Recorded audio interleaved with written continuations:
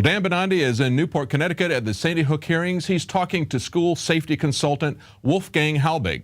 Now, Halbig is there asking the committee why they won't give him any of his FOIA requests and why he was threatened when he asked for information. Dan Benandi for INFOWARS.com, and we're at the city of Newtown, Connecticut. They're having a hearing on the Sandy Hook incident, and with me is Wolfgang Halbig. How you doing, sir? Oh, great. Thanks for seeing me again.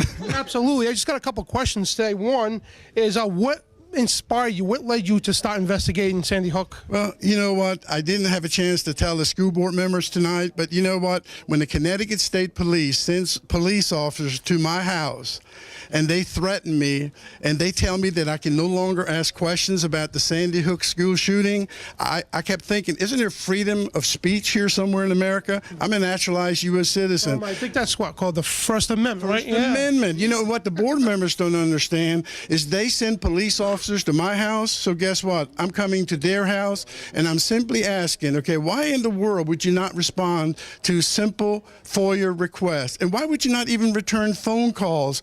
You know, America today, we all have kids, we deserve the truth. And why in the world would you not tell the truth? My name is Wolfgang Halbig. I'm from Lake County, Florida, a town called Sorrento, Florida.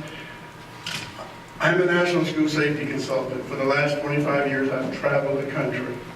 And you look at me like I'm here today to create a problem. That's the last thing I want to do.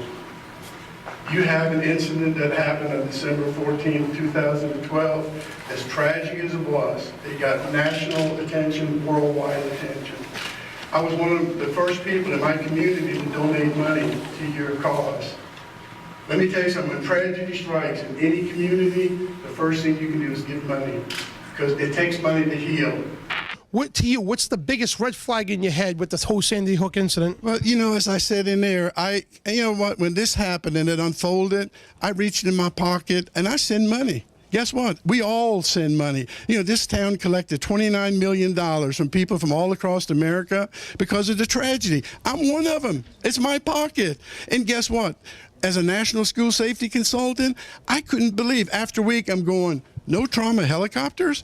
Who in the world is the incident commander who would not request the best medical care? Who would not let the paramedics and EMTs inside the school to treat the children of the parents? Why no trauma helicopters? Why would you not let paramedics, board members, these are your children, and you wouldn't let paramedics and EMTs into the building? You got 27 children declared dead within 8 minutes? Who does this? Who is so great at that job?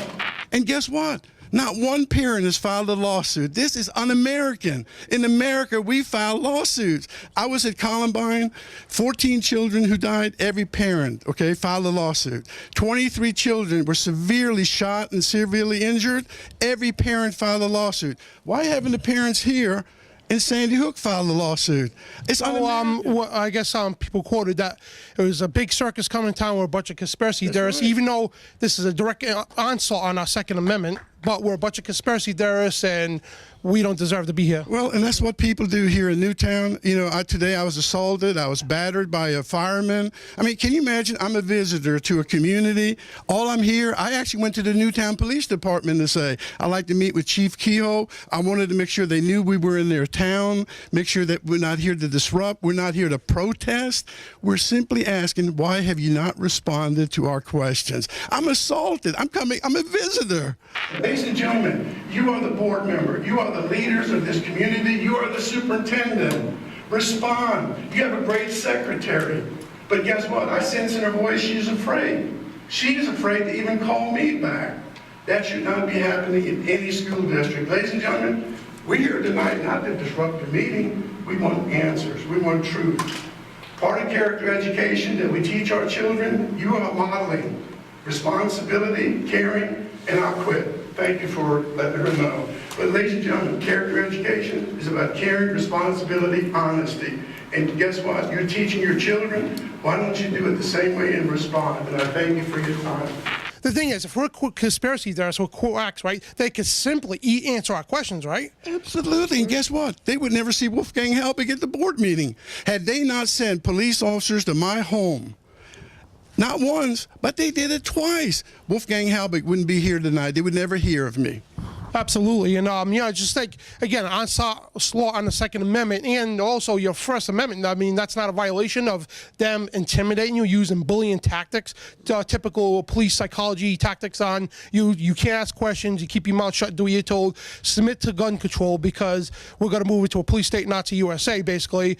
And they expect us to keep our mouth shut, not ask questions. And your final thoughts. Well, the final thoughts is every time I look at that flag up there, it says City of Newtown. I cannot believe the police chief of Newtown called the sheriff of Lake County, Florida, and had deputy sheriffs come to my house, and they wanted to know that if I ever come to Newtown, I need to check in. Now, what is that about? When do I have to check in? And then they asked me if I owned a handgun. What business is it of the city of Newtown or the police chief? What business is it whether I own a gun or not? And I have to sign in when I come? That's un-American. Oh, it is. It's a typical police psychology. But anyway, thank you for your time, sir. Thank you very much. And you're a hero to many of us. And God bless. No, all of us. We need to have the truth. Thank you. Thank you. And ladies and gentlemen, have you ever imagined you live in a country that you can't ask questions, then they onslaught our Second Amendment and utilize and put these poor kids, exploit them for their Nazi gun control. And this is Dan Bedandi for the INFOWARS Nightly News. Well, that's it for tonight's news. Thank you for watching. We'll be back tomorrow at 7 Central, 8 p.m. Eastern.